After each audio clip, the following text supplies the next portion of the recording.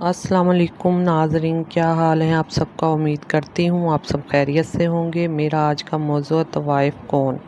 ایک عورت کن مراحل سے گزر کر ایک طوائف کا روپ دھار لیتی ہے، یہ جاننا میرے لیے اہم تھا، کیونکہ میں طوائف کے موضوع پر لکھنا چاہتا تھا۔ اس سلسلے میں لکھنؤ کے ایک دوست سے طوائف سے ملاقات کے لیے وقت ترتیب دیا۔ میں نے لاہور سے لکھنؤ کے لیے سفر باندھا۔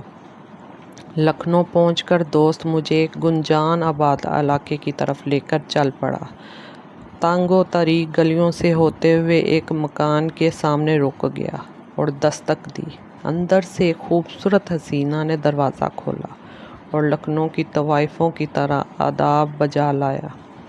دوست مجھے چھوڑ کر واپس چل دیا۔ وہ طوائف مجھے لے کر اندر چلی گئی اور صوفے پر بیٹھنے کا اشارہ کیا۔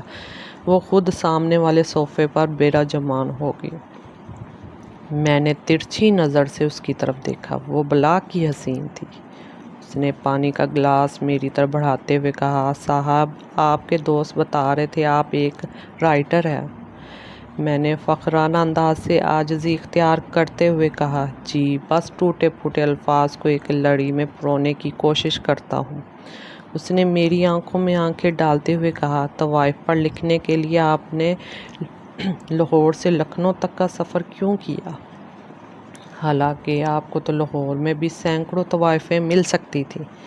میں نے غصے سے اس کی طرف دیکھا۔ اس سے پہلے کہ میں کچھ بولتا، اس نے سگریٹ کا ایک لمبا کش لیا اور اپنے خوبصورت ہونٹوں سے ایک دائرے کی مانند دھواں چھوڑتے ہوئے کہا، صاحب، آپ بھی ان بے زبان لوگوں کی طرح ہیں۔ ایک کامیابی رائٹر اپنے ارد گرد ہونے والے واقعات پر گہری نظر رکھتا ہے۔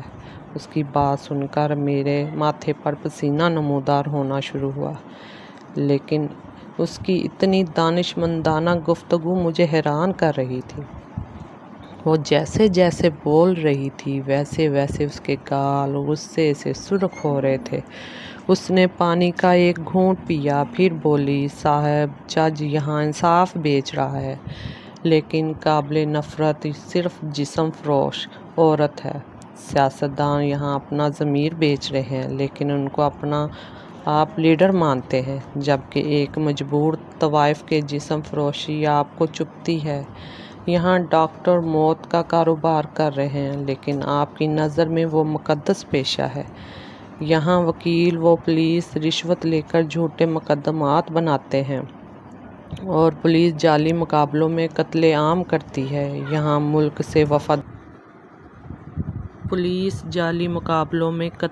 کرتی ہے۔ یہاں ملک سے وفاداری کا عہد کر کے شب و خون مارے جاتے ہیں۔ یہاں قانون کو جوتے کی نوک پر رکھ کر حکومتیں بنائی اور گرائی جاتی ہیں۔ یہاں ملک کے وسائل اور کاروبار پر دن دہاڑے قبضے کیے جاتے ہیں۔ یہاں ملک کو معاشی اپاہج بنایا جاتا ہے۔ یہاں ریاست کے اندر ریاست بنائی جاتی ہے۔ یہاں حق مانگنے والے کو غدار بنایا جاتا ہے۔ یہاں میڈیا دن کو رات دکھاتا ہے۔ یہاں صحافی اپنا قلم ٹکے ٹکے پر بیچتا ہے۔ یہاں اساتذہ بچوں کے مستقبل سے کھیلتے ہیں۔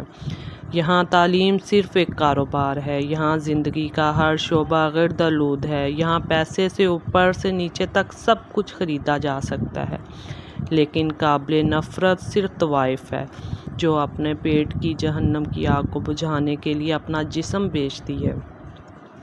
اس کے گال اس کے ہونٹوں پر لگی سرخی سے زیادہ سرخ ہو چکے تھے۔ میرے ماتھے کی شکنوں پر پسینہ ٹھہر کر قطرہ قطرہ یوں نیچے گر رہا تھا، جیسے بارش میں کسی غریب کے کچے مکان کی چھت اور رومال میری طرف بڑھاتے ہوئے کہا، صاحب، ہم طوائفیں تو مردنما بھیڑیوں کو لذت کا سامان مہیا کرتی ہیں۔ جس معاشرے میں آپ رہتے ہیں، وہاں ایک طوائف کا وجود کسی نعمت سے کم نہیں۔ میں نے اس کی یہ بات سن کر ہلکا سا مسکرایا اور دل ہی دل میں سوچا کہ ایک طوائف کیسے اپنی جسم فروشی کو دفاع کر رہی ہے۔ اس نے اپنی بات جاری رکھتے ہوئے کہا، اگر ہم طوائفیں ان مردنما بھیڑیوں کی آگ ٹھنڈی نہ کریں اور ان کو لذت کا سامان مہیا نہ کریں تو یہ بھیڑیے بنت ہوا کی معصوم کلیوں کو بھی مسل ڈالیں اور ان کا گوشت نوچ کر کھا جائیں۔ میں جو دل میں کئی سوال لے کر لاہور سے چلا تھا وہ سب گم ہو گئے۔ وہ مسلسل بول رہی تھی اور میں جو خود کو رائٹر اور دانشور سمجھتا تھا ایک طوائف کی گفتگو کے سامنے لاجواب نظر آ رہا تھا۔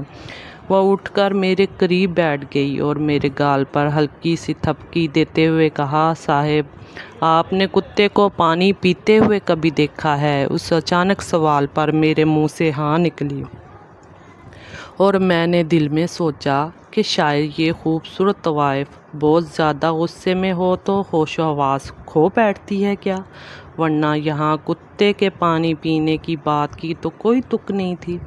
اس نے سگریٹ کا کش لے کر میری طرف بڑھاتے ہوئے کہا، صاحب اس شہر کے بڑے بڑے لوگ جو اپنے آپ کو بڑے معصوم اور دانشمندانہ گفتگو رکھنے والے سمجھتے ہیں، آپ جیسوں کو بیوقوف بناتے ہیں۔ جب ہمارے پاس آتے ہیں تو ہمارے پاؤں کے تلوے اس طرح چاٹتے ہیں جیسے کتا پانی پیتا ہے۔ یہ کہہ کر اس نے دیوار پر لگی گھڑی کی طرف دیکھا اور کہا، اب آپ جاؤ صاحب، اب ہمارے گاہکوں کا وقت ہو گیا۔ میں خاموشی سے اٹھا اور دروازے کی جانب چل دیا۔ اس نے پیچھے سے مجھے مخاطب کرتے ہوئے کہا، صاحب اگر اچھے رائٹر بننا ہے تو جسم فروش طوائفوں پر نہیں بلکہ ضمیر فروش طوائفوں پر لکھنا شروع کر دو۔ پھر آپ کو لاہور سے لکھنؤ نہیں آنا پڑے گا۔ اپنی قلم میں جرأت پیدا کرو ورنہ تم بھی ان بے زبان رائٹروں میں شمار کیے جاؤ گے۔ یہ کہہ کر اس نے اپنی آنکھوں سے اشارہ کیا جیسے مجھے باہر جانے کا کہہ رہی ہوں۔ میرے چینل کو سبسکرائب کریں اور اپنے دوستوں کے ساتھ شیئر کریں۔